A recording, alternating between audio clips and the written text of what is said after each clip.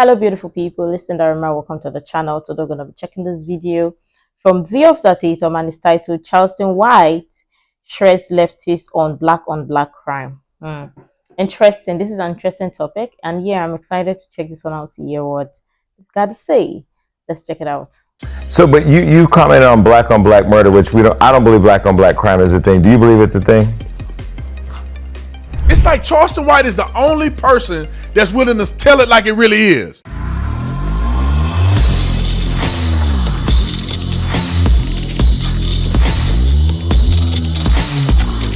Ladies and gentlemen, Charleston White. I hope I don't say Charleston Gray on accident. If I did, I went to school with a dude named Charleston Gray at Dunbar High School. Now, Charleston White, I guess he's from Funkytown, Fort Worth. I haven't been able to talk to him. I don't know what school he went to, but I went to Dunbar High School right in the hood in Stop 6. So Charleston reminds me of dudes I grew up with. And Charleston keeps it real, even though he got his stuff, man. He be saying stuff crazy sometimes, doing crazy stuff. People think some type of way about it. But what I tell you is that the stuff that he be saying is some of the realest stuff I've ever heard in my life. Now, I know it's true. Many other people know it's true, but nobody on a celebrity status level in the black community is willing to say what Charleston is saying. Now, this guy right here, Happy Pride Month, you know he's sweeter than a popsicle. But he get on here and say, well, I don't believe in black on black violence. And Charleston finna eat him up like a piranha. Charleston's gonna eat him up like a fat girl at a chicken house. Charleston's gonna eat him up like a starving. Let me not say that. I'm trying to be a good Christian. All right, come on, roll the clip. So, but you commented on black murder, which I don't believe black on black crime is a thing. Do you believe it's a thing? Come on, Charleston. Come on, bro. That fool said, I don't believe black on black crime is a thing. Okay. Yeah. Why do you believe black on black? Because someone said crime is it's all based on proximity. Show me where the Jews killing each other.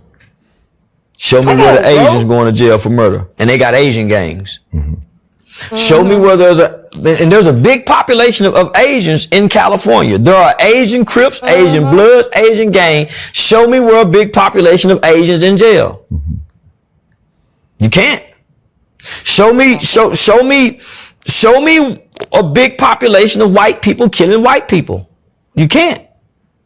But this is a country of guns. Well, only when they go in school and shoot up kids and say it's not terrorism. But they classify that as a mass shooting. They classify ours as gun violence, but it's mass shooting because mass people are being shot in one instance. But they don't classify ours as mass shooting. Well, where do you think that comes from, though? Technically, they do classify them as mass shootings. They just don't promote it on television as a mass shooting. They classified when you go to the codes that they put in. I forget the name of it, man. I ain't been in car for a while, but you put it in I want to say QR code, but it's not UCR code. You put it in the UCR code and you go write it in the case report. If you indicate that there's more than 3 people shot, it's a mass shooting. So FBI classifies it as a mass shooting. That's why when you go on and you look at the numbers and they're like, there's been 300 mass shootings. It's because most of it is inner city violence where they doing drive-by shootings on people. It's not the school situation. It's these other things. But then they frame it like the only mass shooting situations are schools. So then you say there was 250 mass shootings at schools this year. That's not what it was. But anyway, Charleston is on to something. Because again, I'm not one to say every time. Charleston is right. Because I don't understand why people want to deny the fact that black on black crime is a thing and they don't want to talk about it like it's nothing. It is not nothing. It is happening, is affecting mostly younger people or young adults, especially with the fact that they grow into things like this or act like this. They see it and they embody it. Unlike other group of people, no other group of people kill on their order just the way black do, and that is true. I don't understand why people want to deny the fact. Yeah, other group of people do it, but it does not justify or hide the fact that black on black crime is a thing, and it really needs to be talked about. Because sometimes when you hear some of the story or some shoot be like, sometimes when you hear the story you wonder like what exactly is going on. Some people don't want to talk about those things. and don't want to talk like it is real. It is real. It is a thing. But this is interesting. Let's go on. Charleston is on to something. Because again, I'm not one to say everything goes back to white people, but lack of investing it comes back to us because they see we don't care. If we cared if we cared the same about black people shooting black people that we did police shootings, then they would respond to black shootings the way they do police shootings. They try to give us resources and they try to find alternative solutions after a police shooting occurred. They literally put everything on hold. Come on, we got to hear from our blacks. But that's only during a police shooting. Then we act like nothing else bothers us but police shootings. Only thing that bothers black people in America is a white police officer killing a black person. Other than that, nothing bothers us because we don't cry, we don't complain, we don't march, we don't ride, and we don't tear up shit until that happens. So why would anybody care about that? Thank you, sir. Now, it's more to this. I wish I'd have had a longer, more extended clip because I'm pretty sure he went on to just eat homeboy alive. But the things that he's saying is consistent with things that I talk about. To me, I grew up in an all-black community. White people wasn't a part of that. Young black man in America, honestly, if you live in the hood, I'm not talking about if you live in the suburbs and you've been watching TV so much that you're afraid of police officers. When you young and black in the hood, you're not afraid of cops. You're not afraid of white people like you're afraid of other black people. The cops ain't gonna just run up on you and do a drive-by shooting at your house. But other black people would do it. You name me the last time there was a drive-by shooting that was performed by a police officer and innocent kids were shot in the head as a result. It has never happened in the history of this country. But almost every day in inner city communities, especially in dangerous places like Chicago, like St. Louis, Ferguson, you go down the list, Baltimore, Maryland, South Dallas, Watts. I mean, come on, Milwaukee, where black people live. I mean, you go anywhere where it's a lot of gangs. You see people getting inadvertently shot because of gang activity. They got videos online where it sounds like they're in Afghanistan in the middle of a parking lot. Blocka, blocka, blocka, blocka, blocka, blocka, blocka. You show me a white community where you see a video like that. Find one. I'll give you $1,000 right now. Show me a white community where people driving away from a birthday party. Blocka, blocka, blocka, blocka, blocka, blocka. Show it to me. Chicago, Memorial Day weekend. 80-some, 90 people shot. You'll never see that in a white neighborhood. And the thing is that black people they're not outraged. Show me the last time you seen Benjamin Crump at a funeral or something where it was just a black person killed by another black person or a kid killed by a thug in Crossfire. You ain't gonna never see them there. Al Sharp, you never see these guys there. You'll never see these guys showing up because my opinion is that there's no money in it or they'll run out of gas showing up to all these shootings because they can't do them all because it happens all the time. They'll literally have to live in Baltimore. Every other day, they're going to dead people. Look at the homicides in Baltimore, Maryland. They got over like 600 homicides. That's like 2 people a day every day throughout the whole year. 2 people getting killed a day. And I would argue like 90% of that was on the south side of Chicago and on the east side of Chicago, where the black people live. Come on, man. And black people ain't afraid of white folks in black communities. These out of touch white people, these lying black people that never lived in the hood, are they disingenuous? They say that. When I was growing up, my mama didn't say, better watch out, them cops will get you. My mama would say, you better not go on Lil John with those shoestrings in your shoes because somebody gonna think you gangbanging. You can't go over there with them colors on. You can't wear that red flag coming out your pocket, that blue flag out your pocket. Why? Not because the police, because other brothers will get you. You better not go over here with them shoes on. Why? Because dudes will rob you for your J's. They'll rob you for your shoes. Hey, you can't be out late at night. Not because police and the white man gonna come get us. You get caught up. Somebody mistake you for some gang member. They run up on you and shoot you. When I would never go out at night. I wasn't afraid of white people. I wasn't afraid of cops. I was afraid of other black people. And this is absolutely true. Like, make it make sense. Honestly, people, especially from the black community, just want to ignore all of these things and act like it is not a thing. It is a thing. And honestly, nobody is talking about it just because, it is not incentivized. Honestly, it is a thing and people really need to start talking about it. But of course, no, as long as it is a black person doing to black person, then it is not a problem. Do you have to wait for black person to hurt the other person before. What people don't understand is lots of people grow up into this, and it affects the younger generation up to a certain age, and some people, they live and die in it and breed their children or their kids into that type of lifestyle.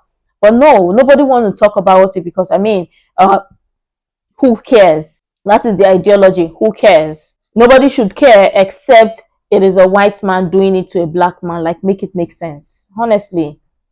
And the officer Datum is right on this, because you see lots of the time most parents will be cautioning you on some outfits or some shoes or some things. Like, sometimes they'll be like, okay, don't wear this fancy shoe out, or don't wear this fancy outfit, or don't wear a certain outfit out, or cap and stuff, and da. Just be careful when you're out there or when you're playing, because when you're playing, so you don't get jumped on. Like, stuff like that. Like, many people would remember this. So come on, let's not deny the fact that this is a thing. But right on, sir, let's go on. Other black people. And I know that that's not the totality of the black experience, but when you're in the hood, that's who you're afraid of. What's the likelihood you're gonna get into an altercation with who? White people or black people? Black people. At my school, bro, people fighting all the time, every day, pulling guns in the parking lot, pulling guns on each other in the parking lot. I'll never forget that day. One guy, he way too grown to be at the school in the first place, but his little brother go to Dunbar High School. So he coming through the parking lot, flashing money out the window at a high school. And another dude, brother just got out of prison. They both coming through the parking lot. They almost hit cars. So then the dude, that brother went to the prison, pulls up off the front of the parking lot. We had a cop on campus. They didn't care. Pull a big old gun out the trunk. So they chase each other. The cop get in the car and chase them. Don't know what happened. They probably got away. The cop was kind of slow on the chase. He was a black dude. Bro, I got suspended because my girlfriend got into a fight with a dude. And she called me crying like she lost the fight. And so I'm pulling up at the school, put my car in park. I'm getting out. Where you at? I'm acting a fool. To this day, I'm embarrassed. Somebody mama was in the office, and I'm cussing, N-word. Man, what is N at? What is N at? Man, I'm going to whoop this in front of somebody mama. I'll never get that lady in the office. Because while I was doing it, I was feeling bad. And then I ain't know where I passed him. And then once I passed him, he started talking trash to me. So I'm like, what's up? Let's throw the hands. Come to find out, she actually won the fight. So I got suspended for 3 days. He got suspended. She got suspended. But while we were gone, we had 12 fights in 3 days at the school. We had 7 fights in 1 day. I come back to school 3 days later, the hallway smelled like pepper spray. And anybody went to Dunbar in 05, they know what I'm talking about.